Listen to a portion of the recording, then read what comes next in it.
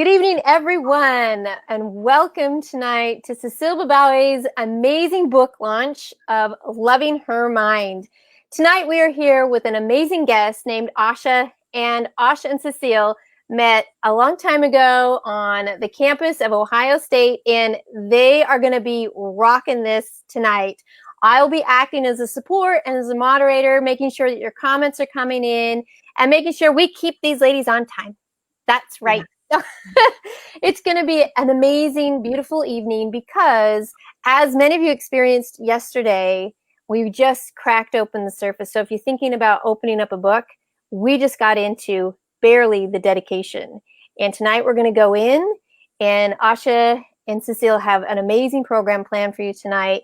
And as they dive into all of the amazing things, we want you to know that this is still a party and there will be gifts to be given out, and we will share those out loud and proud with all of you. So if you're popping up here live, which I see many of you are, please shout out, let us know where you're from, and anything that you want to share tonight. Let's get those comments up nice and loud so that we can see everything here. We want you to feel such a part of this because Cecile's journey is every bit as much as her journey as it is yours. And Asha is going to share a part of that tonight with all of you. So who is excited and ready for this amazing book launch party? We've got hands in the air. Jazz hands. Let's do this, right? Okay. Asha, you've got the floor. Let's punch it in. Thank you so much. I'm so excited to be here, and it is such an honor to be part of this with Cecile. As April mentioned, we met 30 years ago on the Ohio State campus, and I never would have thought that we would have been on this journey together, both having experiences with mental illness in our own families of origin. And I got a peek at her book, and I got to read it. And right away when I read the dedication, which was to my mom, whom I love after all, brought me into a place of tears and made me want to continue reading it. And so I want to start the conversation with Cecile. What led you to writing Loving Her Mind? What started you on that journey? So I knew I always liked to write, and I had always been journaling. So the journaling started, probably since I was in high school. I've been journaling, maybe even before that. So I was always writing anyway about my life.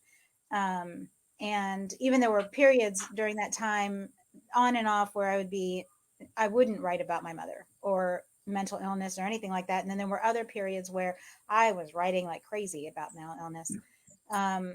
So that was already kind of in practice. The idea of writing a book came way, way later when friends like you, Asha, just started encouraging me to go bigger and write something that I would actually put out on a larger scale.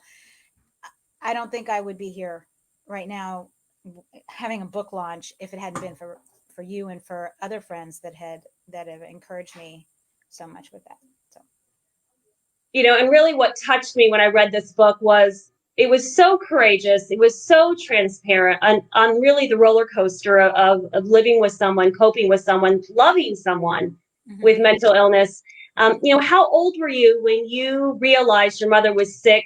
And I know there was a part of the secrecy too. And so, how long did you keep it a secret? And what was that process, as you realized the sickness and then realized there were some people who knew about the sickness and others didn't?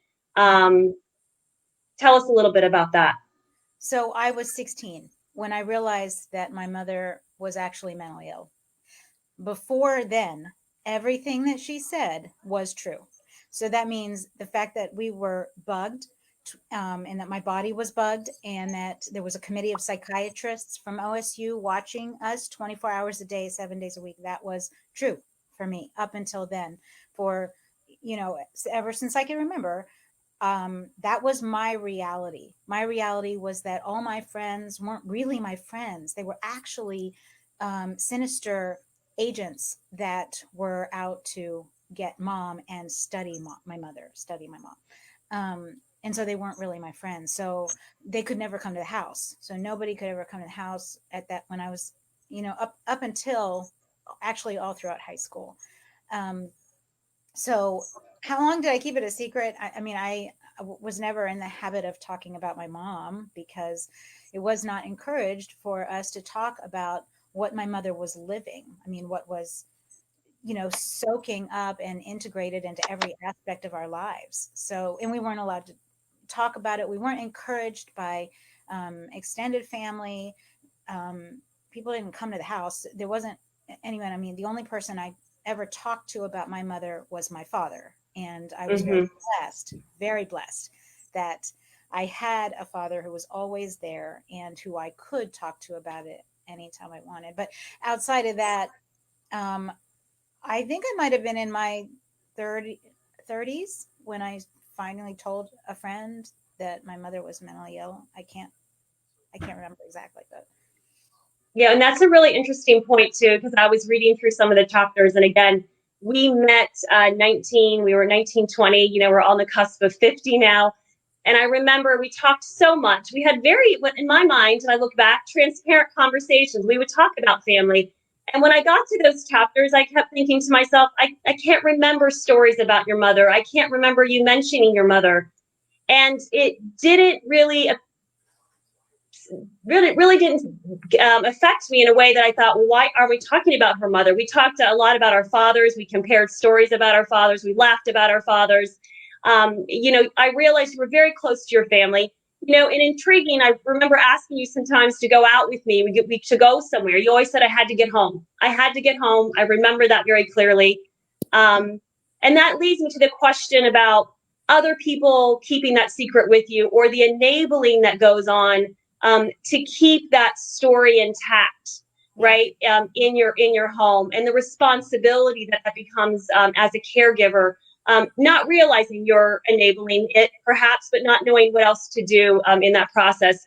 And that's something too that, I've had to work through with having my own family member with mental illness, what to do and what not to do. And there's some extraordinary measures that you took, extraordinary, truly, that you put on your shoulders along with your father. Can you speak a little bit about that? Clearly, undoubtedly, I was an adult before I was ready to be. I was doing adult things before I was ready to adult. Yeah. One of the things that occurred was my mother. I think my mother had seen a psychiatrist before the first time she was diagnosed with schizophrenia. She hated him and simultaneously predicted that she was meant to marry him. My mother used to tell me this stuff. She used to tell me, I'm in love with my psychiatrist, but he's a psychiatrist, so that could never happen. But I know he wants to, and these delusions that would just go on and on and on. And I was the one that heard it. I was the one that listened, because I believed everything that she said. So I validated everything that she said when I was 13 years old. So who did she talk to? Me. Who did she tell everything?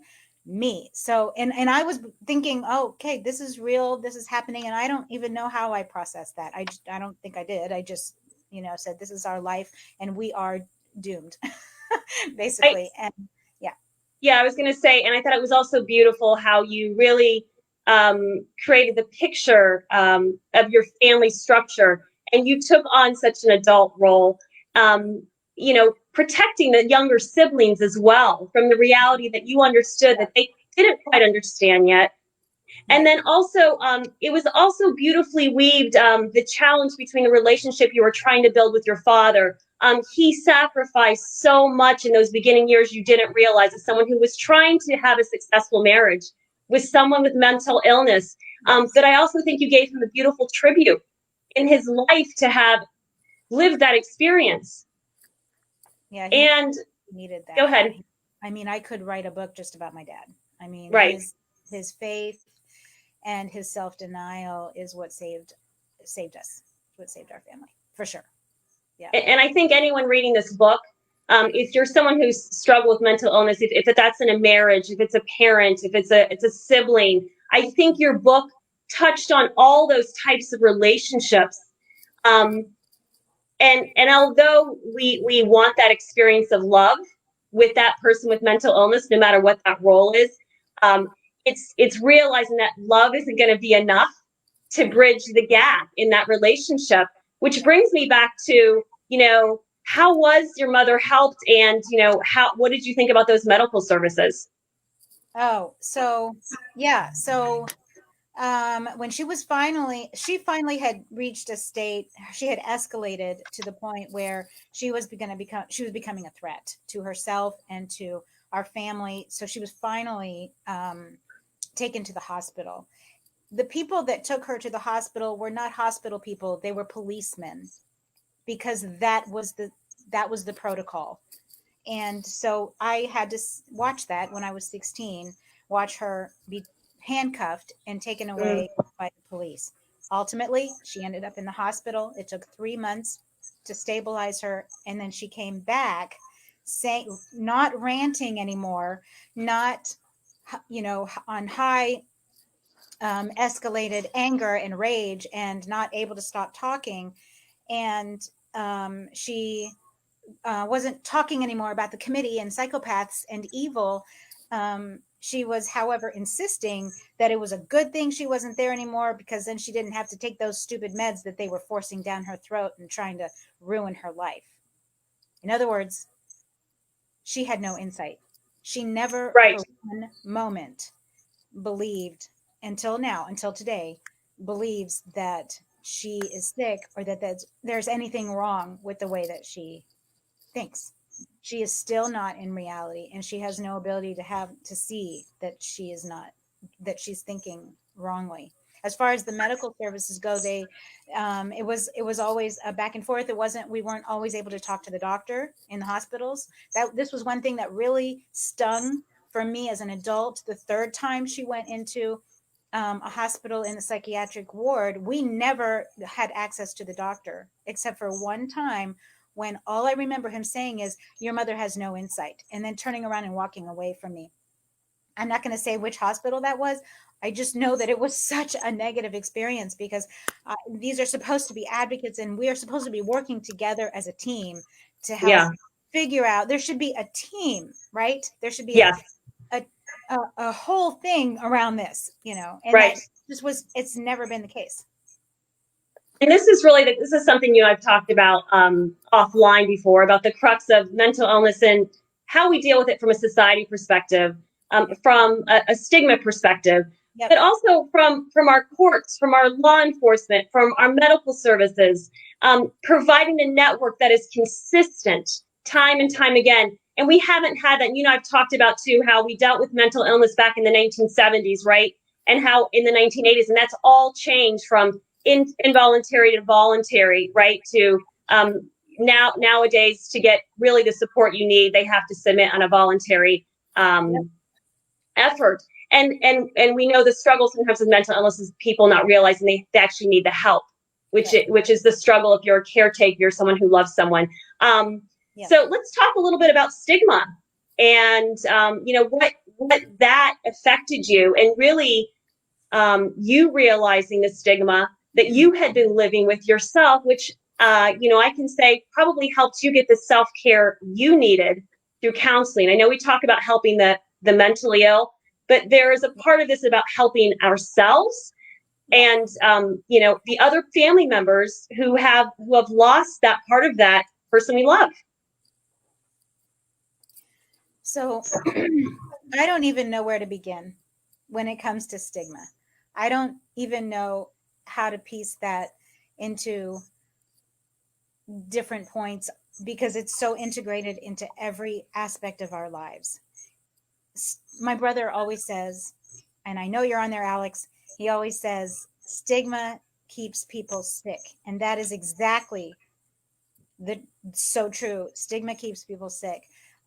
If it wasn't for the stigma, then it would have been easier for us to get help for Mom. We would have not been ashamed of her. We wouldn't have been embarrassed with her behavior among I would have been able to have friends over and not worry about what they thought. I wouldn't have lost friends. I lost friends because of that.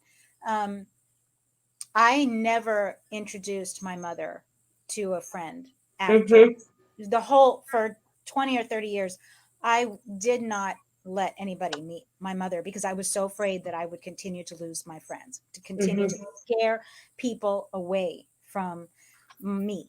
So I just didn't even take a chance.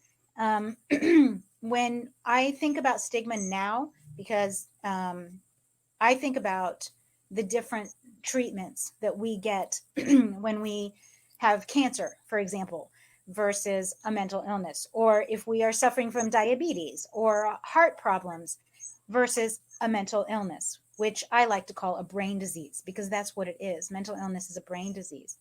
Correct. Just like any other disease. But I'm going to be very honest and say that when I had cancer, I was diagnosed with cancer 3 years ago, and I went through the whole gamut of treatment because it was a big tumor. They had to kill it with the chemo, and then I had radiation and surgery.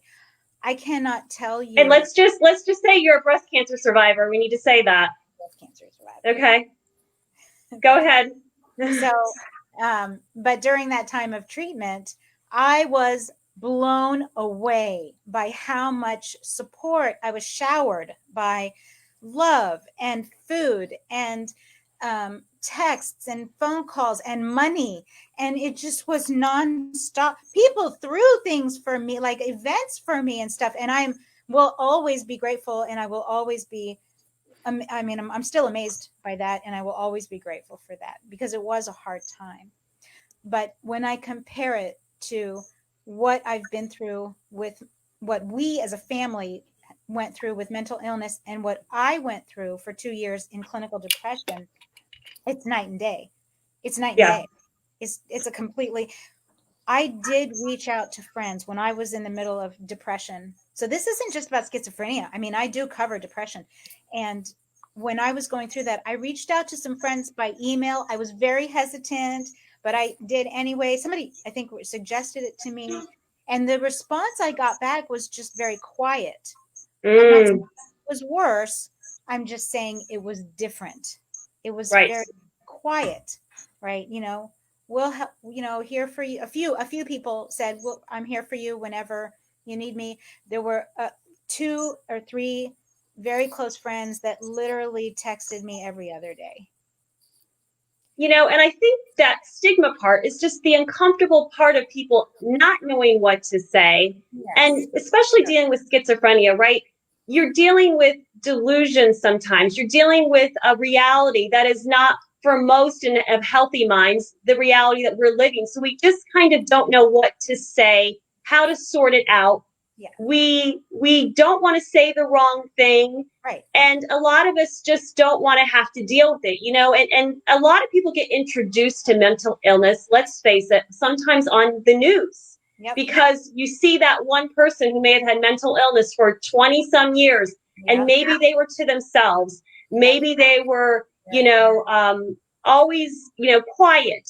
People said, oh, they seemed nice, but we didn't hear from them or see them. They were kind of reclusive.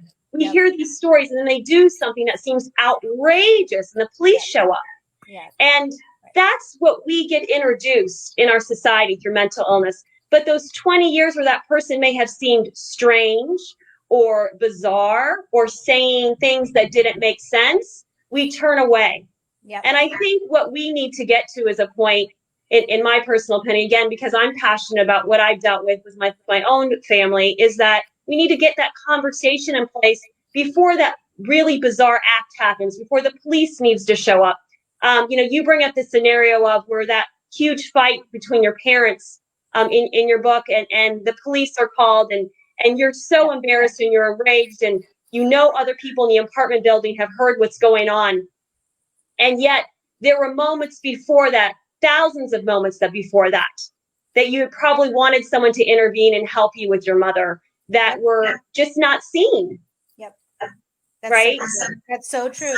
Very true. How many times did I wish that there was a point when I wished children's services would come and just take away. or a family or an extended family member An extended family member. for the summer or something, just anything to get us out of that place, get us out of that misery that we were living in. And it was because it's nonstop. I mean, it doesn't, when she's untreated, it's nonstop. You can't live with that. That's a prison. It's just like prison. And since we're talking about stigma, let's talk about stigma within the family, which sometimes divides families, right? You have the family members like you who wanted to say there's something wrong. Your father wanted to say there's something wrong. Right. But even your mother's family of origin, her siblings, her side of the family, it was you became the intruder, Cecile, because you wanted to talk about it and do something about it. Yep. And that painful discourse that you beautifully write in the book, between them wanting to say, just be a good daughter, that really affected me too, because the whole idea of just, how do we fix this quietly? Right. Without creating a scene, and then you courageously wrote this book. And so speak to that a little bit about, the cost to the family is more than just the loss of that loved one's experience and the loved one's love. But what happens to the division in the family? Well, it was shocking to me because I feel like the stigma of the stigma that stained my mother divided the family, or at least it cut me off from the family. Yes. So I got to a point where I couldn't be quiet anymore. I couldn't hide it anymore.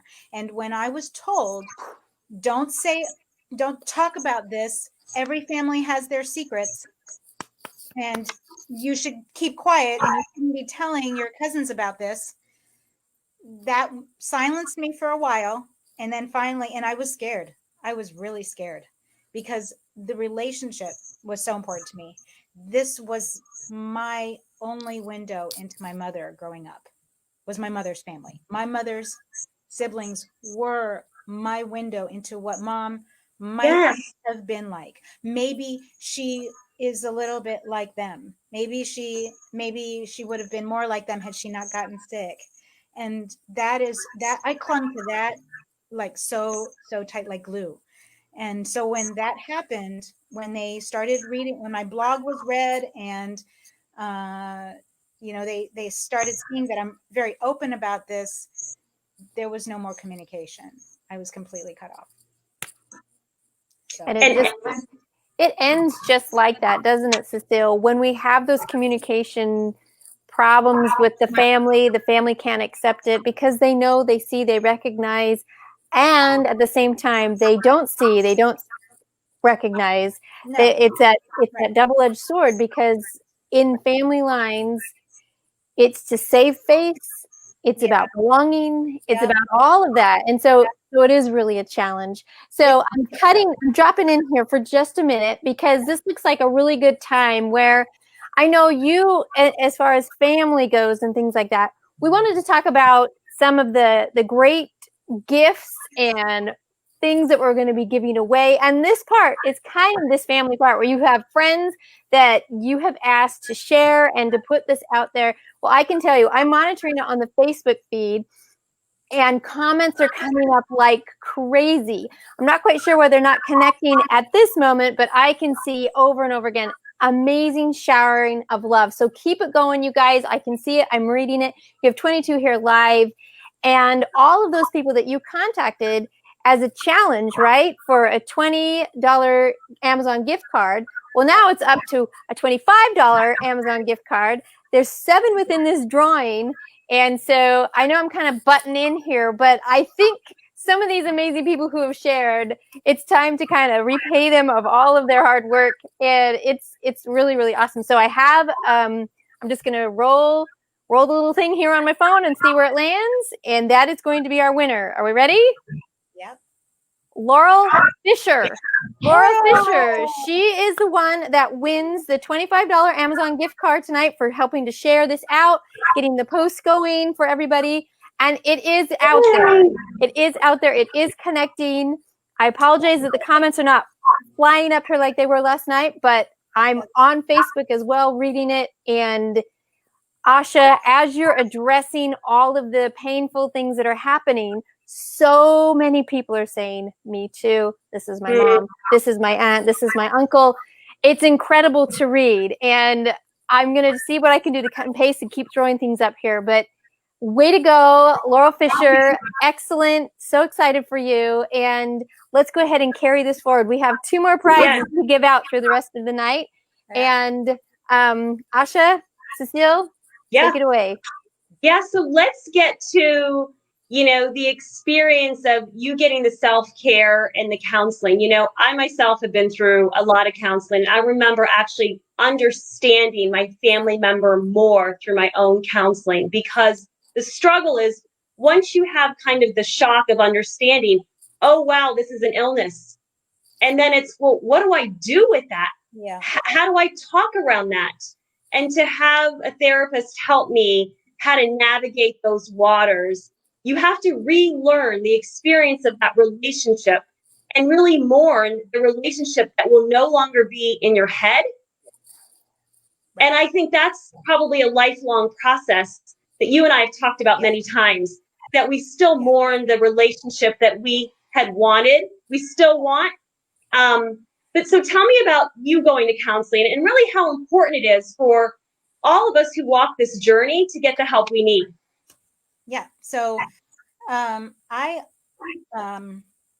had always, when I graduated college, I was really happy to be moving out of my house. And what I did essentially is throw all my past underneath the rug.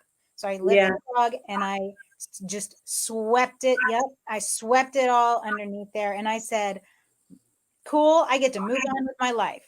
So counseling was not on my mind at all at that point. I was just so happy to be out of that environment, and I was just going to go live my life. And that's what I did.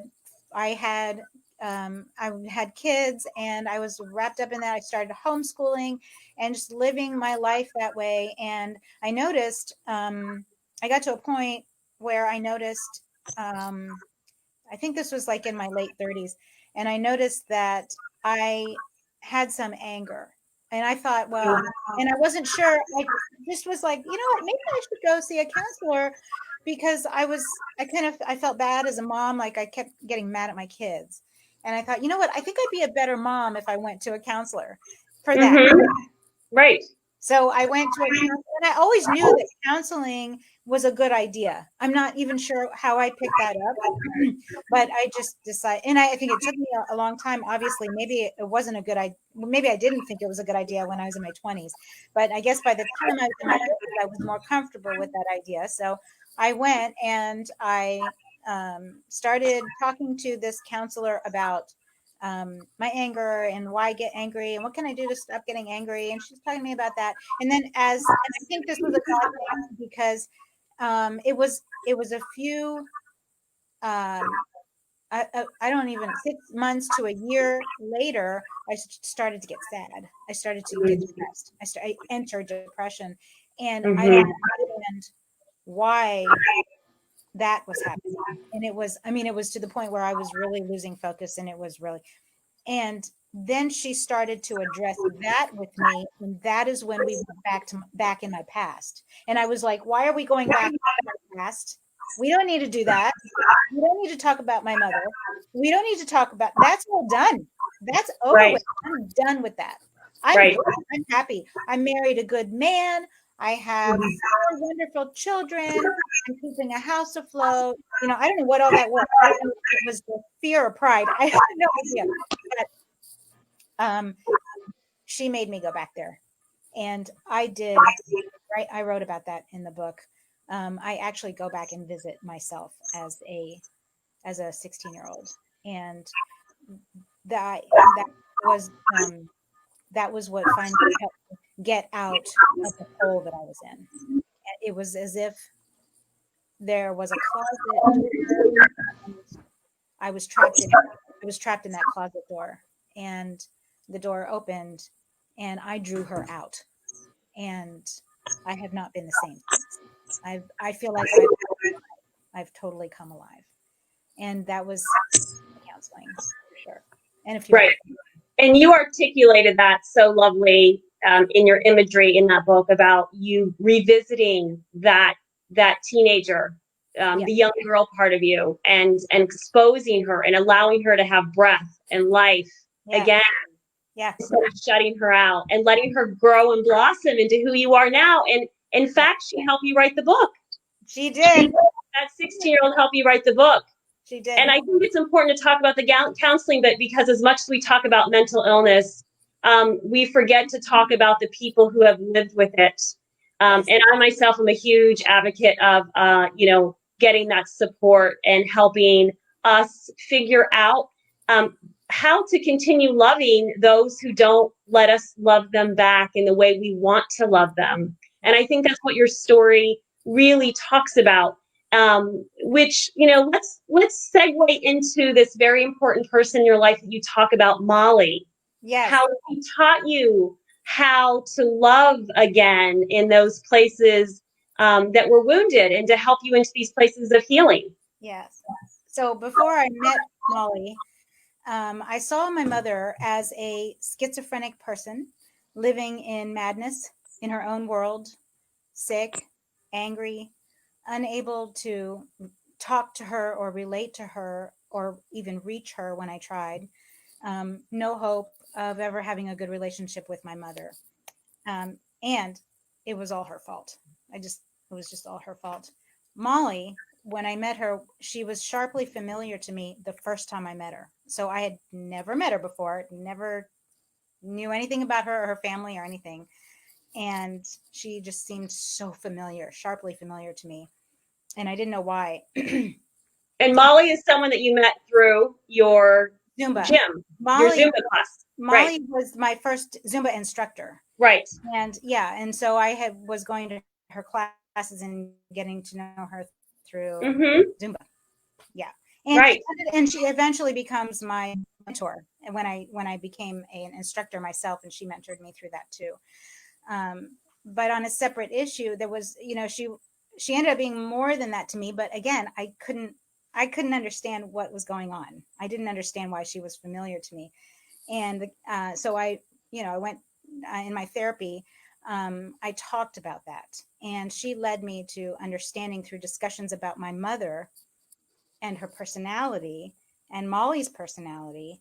And I found some huge parallels, huge similarities in just personality, tone, just the way she talked, just like the tone in her voice when she says things. The difference is that Molly was so much more. She was more. She was more lively. She was more in a positive way. Her strengths and the things that make her shine would literally make me cry. And I didn't understand why. And I bet you're figuring this out now. I bet you know why. It's because I could see my mother. I could see if mom hadn't gotten sick, she wouldn't have been as lively as this person. She might have been a people magnet like Molly is. Molly's a major people magnet. She just, the way she relates to you, you feel like you're the only person in the world. And I felt like I could see that in my mother, but only after knowing Molly, if that makes sense. This wouldn't make any sense to people, but it makes total sense to me. And so Molly was able to remind you of some of those spaces, those pieces of your mother that you could still celebrate. Yeah. And again, reflecting back to my own family member, it takes a while healing. I look at sometimes if everyone is a puzzle, right? A puzzle, we all have our pieces that make us a puzzle that we can see and recognize. I always think of schizophrenia as a bit of, you only get pieces of that puzzle. And sometimes the pieces aren't connecting. They're not making sense. Yeah. And so what you have to, in my mind, learn to do is find certain pieces that you can love and connect with in moments. That's another thing that you talk about. I don't know what page it was, but you talk about almost having moments and pieces of singularity with your mother that you can say, oh, I can connect with her on this gardening. I can connect with her on this conversation, what she's cooking. Yeah. There's not a lot of multitasking going on. She's not thinking ahead to say, I wonder if Cecile would like me to come over for dinner next weekend. It's very singular in the moment, very present day, present moment, present by the second sometimes. Yes. And I think Molly, the relationship and the way that you talked about it helped you reconnect with some of those pieces that you said, Yes, these are the parts I can love about her. that's right. Beautifully said. And Yeah. I don't mean to simplify that either, because that was years worth of a journey for you to get there. And I'm sure even reconnecting with your mother now, when you do reconnect with her, you have to remind yourself of those loving pieces, because as you know, talking to someone with is mentally ill, you never know what day or what hour, what you're going to get. Nope. Right. Very unpredictable. Yes. You just never know. But And I'm I not want afraid of those anymore. I'm not afraid of the unpredictable nature of my mother, because I know that no matter what is going on, I mean, she is still with us. She's still alive, and she still has her ups and downs, and she still goes on and off of her meds, and she's still triggered, and she's still, all of those things are still going on. But my relationship and my hope is different. My outlook is different.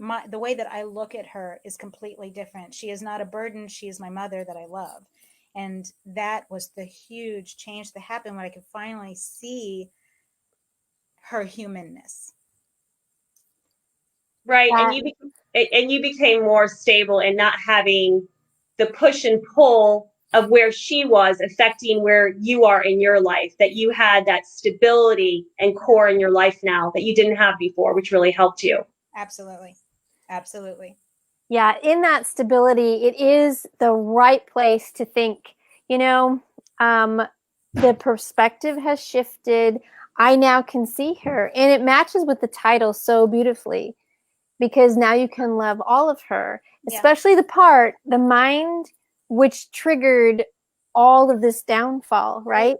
Right. And that is the miracle about everything with this. So I wanted to kind of share with one of the miracles, and I hope you don't mind if I kind of change up one of the order of the prizes, because this might just be that way that we sparkle and shine in the way that we talk about Molly, is to give away a signed copy of your book, Loving Her Mind, along with this beautiful eyeshadow that sparkles. And if you can believe it, tell us what the name of this eyeshadow is. The name of the eyeshadow is Stir It Up. Stir It Up. Right. And the whole concept of Stir It Up is the next segue that Asha is going to be talking about. So we want to go into who is going to win this prize. Again, I'm monitoring it here on the Facebook. It is phenomenal. Over 42 comments. We've got 16 shares out there. I mean, it is going crazy. Wow. And so many people have talked about Molly. Molly is a people magnet. Molly, you are positive, right? Your personality is amazing. You make everyone feel included. And Linda Nolly says, Molly with about 27 exclamation points. So people are commenting. It is coming up loud and proud here. Awesome. Okay. So let's see who's going to win this prize. I'm going to just roll, and where it lands. Oh boy. Here we go. Ready? Caitlin Marie. Yay! Caitlin Marie, you have won a signed copy and this eyeshadow. So Caitlin Marie, I better write this down. That is an awesome thing. Thank you so much for being a part of this. And thank you. This is fantastic. So I hope you didn't mind that we switched that order. I just knew with that sparkliness. Yeah, no, we just talked about Molly. This is the beautiful segue. So now, Asha, I know you can get right into this next step where you guys have covered the stigma. You've covered counseling, self-care, the concept about why the book was even written in the first place, how you two met, and covering the stigma, which is, that tough part. So, Cecile, Asha, share with us about this whole concept of STIR and what this means. So, yes, Cecile, you brought up STIR, and actually you asked a lot of people for their opinions on this really, I think, future thinking idea of how do we get beyond this story that I just told. And so talk to people about what you came up with. So while I was writing, this came to me while I was writing. I was writing one of the last chapters of the book. It was toward the end of the book. And it just came to me. And so I was thinking about the love, because, love is a cornerstone of the book, Loving Her Mind. And I was thinking about my journey of loving my mother. And then I was thinking about the verse popped into my head, in the verse in Hebrews that says, let us stir up one another to love and good works. I don't remember the exact reference, but it's in Hebrews. And so I just kind of got fixated on stirring up love, stir. And then I wrote the letters down. And what came to me was stir. S is for recovery. T is for talk about it, meaning tell your story. I Mm-hmm. is for instill hope. And R is for remove stigma. And I just that didn't just come up just like that. I played around. There were some other words in there, but this is what I landed on. And I realized that God used my pain to give me a purpose, to define my purpose. And the idea of stir is that purpose that draws from my story, but reaches way beyond the book. And that is, I just believe that we can all do this together. I believe that if we all did this, if we all stirred up love, Mm-hmm. like that, by talking about telling our story and not being afraid, by not being afraid to get rid of the shame and the stigma, that we will be able to stir up love and help make life better for mentally ill, anybody who struggles with any kind of mental illness, and their caregivers. Right. And I think that's the important part too of talking about, who is the real audience for this book too, Mm-hmm. and I really thought it's just as much for maybe someone who's struggling with mental illness, but certainly for those who have tried to love them. And let's be really honest and transparent.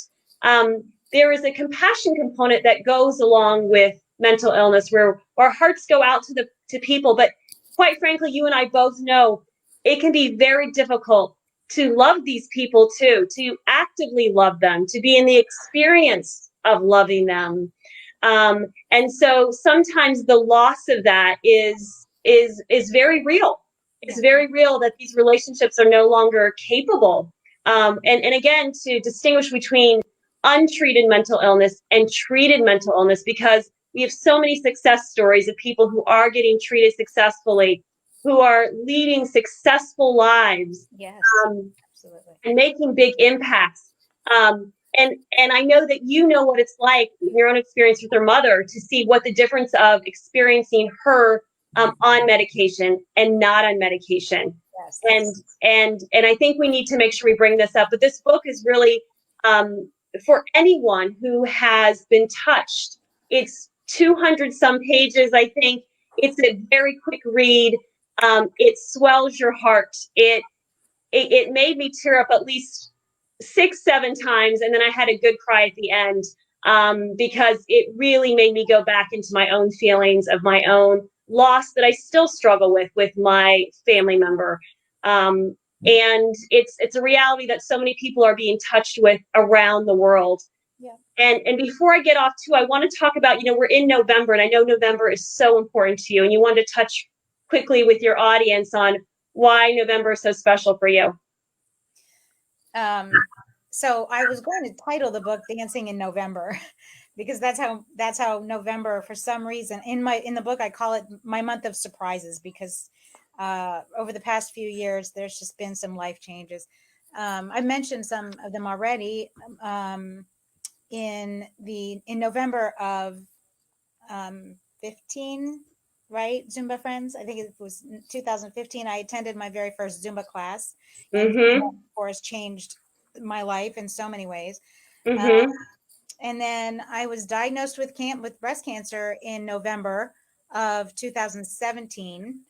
And that was a whole new journey. And I've learned so much from that. My whole health and nutrition just drastically took a sharp turn, and I learned a lot from that too. And just this wellness has become so important to me. And then this November of 2018, I signed on with AAE and officially started writing my book. And Nice.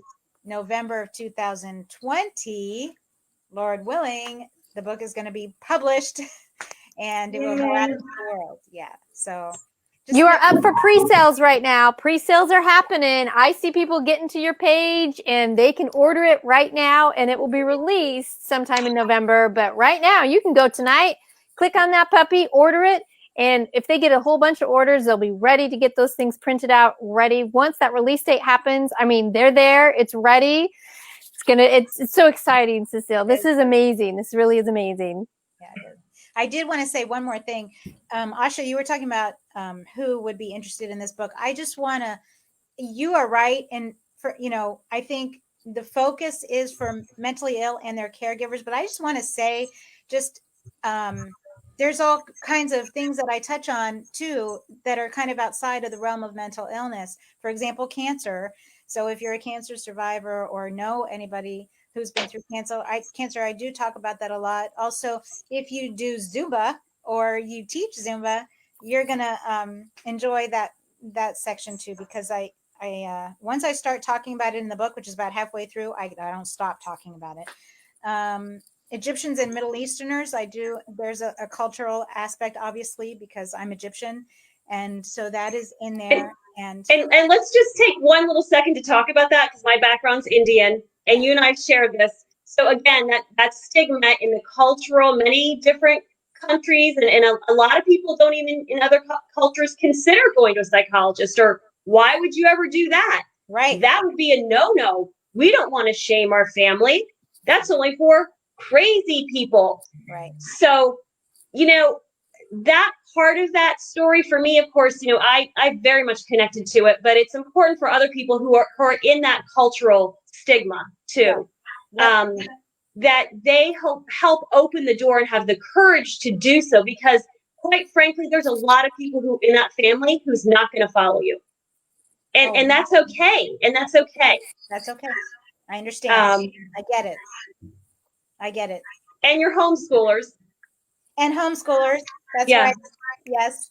I could write a whole book just on our homeschooling journey. I just kind of touch on it in the book, but that's for another book. Yeah. Yeah. This book, so for everyone out there, so again, with reading this, I felt overjoyed for her that she had the courage to write it. I reflected on it as not only her friend that has walked this journey. Cecile and I do, over the 30 years, we got married, we have kids, the jobs, and we were leading these parallel lives dealing with this mental health issue that I don't think either of us realized when we met that we would collide in this way, but we did. And how many hour conversations we had about the experience of being involved in those broken relationships and struggling to find the pieces that reconnected. And I know we talked a lot about your mom, but there was a piece of your sister in there as well that you also struggled with. The whole part of sometimes mental illness is genetic, runs in families, and the pain of you dealing with that, the loss of your sister as well. So it was beautifully written. You learning about forgiveness, you learning how to love again, you being honest with the parts of yourself that still struggle with anger and sadness and depression. And truly, if you're living with mental illness, or you're trying to love someone with mental illness, or someone that you've lost to mental illness, the journey really never ends. It's really the practice of how you walk the journey. And I think that's what you did so gracefully in this book. And I am so grateful for it. Thank you, Asha. Thank you so much. Thank you. Beautifully said, everyone. This really wraps us up nice and well to be able to share what we've stirred up tonight, right? Lots of love, lots of conversations. Again, the comments up here, are just amazing. We've got, yay, homeschoolers. Paperback sales are coming in soon. We can't wait to have this. Stir it up, baby. Stir it up quick. I mean, we've got things that are flying all around. So this looks like a really good time to be able to give out this last and final prize. So Cecile, share with us what the prize is. Show us that book. Come on, get it in our face. Let's do this thing. Here's the book. And there's a spoon in here. You wonder why spoon, but the spoon says stir it up on it. So it has the whole acronym and the whole spelling out of what stir it up means and stuff. I love that. And it's a wooden spoon for you cooks out there. So this is a package. This comes together. So this is the last prize. All right, this is the last prize. Let's see who is going to be our winner. I'm on the Facebook page, scrolling until it stops. So where it stops, it's going to stop. Nancy Bishara. Nancy Bishara. Nancy Bishara, you are the winner of this last and final prize, signed copy, as well as Stir It Up. So always remember, when you're grabbing that spoon, you're going to stir up some love. Oh, yeah. You're going to stir it up for everybody. Congratulations, Nancy. Congratulations. Thank you, everyone, for popping in here. Asha, you have been such a wonderful, wonderful host, been able to help express great emotion within the book, share so many beautiful things. So, Cecile, as we close this up tonight, you can think about all of the amazing things that you've been through over these past 2 years of writing this book. What is the last thing you would like for your audience tonight here to hear from you? I want you to join me. There's so much more. There's so much beyond this book that is going to happen. I don't know what it's going to look like yet, but I know there's a lot more in me. At a conference mastermind table, somebody told me that I was a quiet storm. That storm is brewing. Join me in stirring it up. And especially if I could just hone in on the T of stir, tell your story. Don't be afraid. Don't be afraid. Don't be afraid to talk about your pain and let people in, let people join you. Don't do it alone, because guess what? You're not alone. No matter what you're going through, you're not alone. That's how I want to. Amen. Amen. Thank you so much. That's a beautiful way to end this evening. Thank you both. Thank you, everybody. Rasha. You guys You're Thank welcome. you. You're welcome. It's been a privilege. We'll see you all. Thank you again. All right. Bye. Good night. Bye, everyone. Good night.